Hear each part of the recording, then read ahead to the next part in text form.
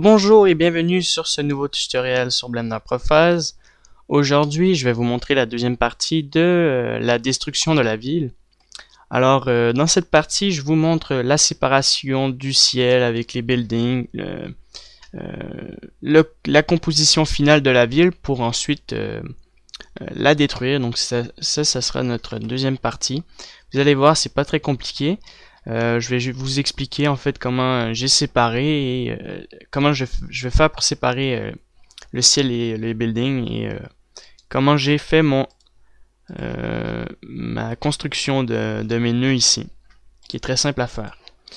Alors premièrement, il nous faut une ville, donc bien sûr la ville que nous avons créée dans le premier layer, et le ciel que nous allons mettre dans le second layer. Donc bien sûr, n'oubliez pas de mettre un emit ou un shadeless.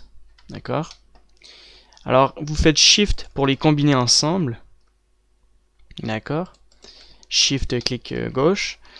Et vous allez sélectionner le soleil et faire This Layer Only, donc ce layer seulement, que vous allez laisser dans le premier layer. Pourquoi? Parce qu'au moment du rendu, si vous ne laissez pas This Layer Only, vous n'aurez plus la spécularité sur votre building, qui est très important. Ensuite, pourquoi on sépare les deux? Parce que combiner ensemble, c'est pas la même chose et on perd notre spécularité. Donc moi, je vais garder la spécularité et ça va garder notre réflexion même si nous séparons les deux objets. Alors vous cliquez sur le plus ici. Vous cliquez sur les deux scènes comme je viens de faire. Vous gardez ce layer là, donc le layer ici pour le ciel. Et pour la ville, vous pouvez garder toutes les layers, mais vous enlevez ce layer là, donc celui du ciel. Vous enlevez le sky, donc c'est pour enlever le sky ici, que vous pouvez mettre en noir, parce que je crois que ça l'affecte nos nœuds, si je me trompe pas, mais je suis pas si sûr, je crois pas que ça l'affecte au moment qu'on enlève le sky.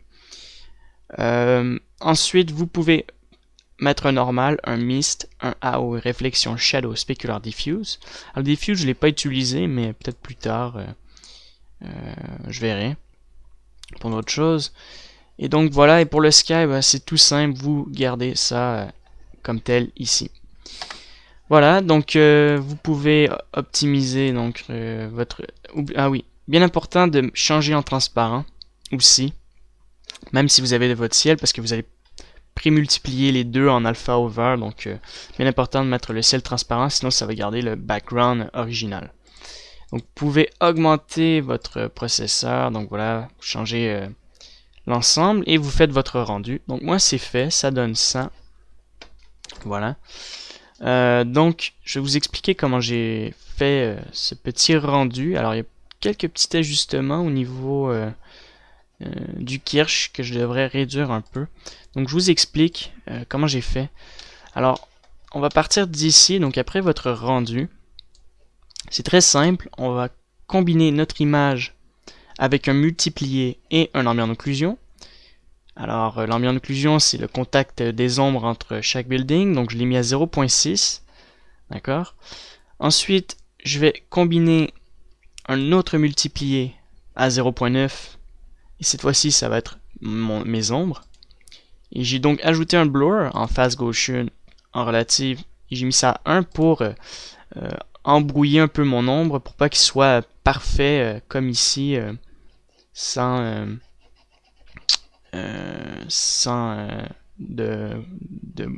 comment dire d'effet embrouillé sur entre notre building et les ombres. Ensuite j'ai ajouté ça et ça ensemble, donc le multiplié, donc j'ai rajouté un autre multiplié, je l'ai mis à 0.4. Et cette fois-ci, j'ai combiné mon spécular que j'ai ajouté avec la réflexion. Pourquoi? Je vais vous montrer. Donc, je vais ajouter un viewer pour montrer chaque étape que j'ai fait. Donc ça, c'est avec mon ambient d'occlusion, avec mes ombres. Et ça, c'est ma réflexion de mon building avec la spécularité. Et j'ai ajouté un glare pour augmenter la brillance et la clarté de nos buildings au contact du soleil et c'est juste la réflexion et la spécularité qui est affectée. Donc j'ai mis un glare full glow, je l'ai mis en mix à 0, je l'ai mixé à 1, je l'ai mis low. Alors low high, c'est pas une question de qualité, mais plutôt une question de qualité au niveau de la grandeur du glow. Donc si je le mets à high, ça va être très minime, tandis que si je le mets à low, ça va être assez grand. Voilà. J'ai mis la grandeur à 9. Ensuite, ben, j'ai combiné ça avec mon multiplier que vous avez vu ici. Donc je l'ai mis à 4 pour pas qu'il soit trop fort. Donc là, ça le réduit assez, même que je pourrais le baisser pour qu'on puisse le voir un peu plus. Voilà. Comme ça. Et ensuite, j'ai combiné ça ensemble avec un autre multiplier, et cette fois-ci c'est mon mist. Alors on ne voit pas, il n'y a pas beaucoup de différence, mais je l'ai quand même ajouté à 0.5, donc le brouillard, il fait brouillard. Et ensuite j'ai ajouté mon deuxième layer, donc ça vous le dupliquez, et ici vous avez des options, donc vous mettez sky, et vous le connectez avec un alpha over comme ceci, ici. Donc bien important de mettre votre ville en... comme je viens de vous dire, en transparent pour enlever la partie noire, pour qu'on puisse mettre notre ciel, voilà. Et j'ai recombiné une dernière fois un glare full glow pour cette fois-ci mettre sur l'aspect, sur l'ensemble de notre ville un effet de brillance à cause du soleil, donc par la réflexion du soleil, un peu au niveau du diffuse, pour créer un environnement plus réaliste. Donc j'ai mis ça en medium, mix à 0, threshold à 0.8, donc vous le mettez assez haut. Et j'ai combiné un gamma pour ajuster, je dirais, pour ajuster en fait nos ombres, les contrastes, puis ça crée un effet beaucoup plus réel. Ensuite, très simple, j'ai rajouté un vignette, comme ceci. Alors le vignette, j'ai mis un ellipse à 1 et à 0.545, connecté avec un color balance, donc j'ai mis ça bleu, vert comme ça ici jaune et jaune, combiné un blur à 45 pour ensuite être connecté à un multiplier pour créer notre effet vignette pour qu'on se focus au milieu de notre scène. D'ailleurs j'aurais pu en rajouter d'autres pour focuser à d'autres places. C'est pas mal intéressant l'effet vignette. On peut créer pas nécessairement créer un effet vignette, mais avec ça on peut créer les rayons du soleil au lieu d'ajouter des planes transparentes ou des trucs comme ça. Ça peut marcher.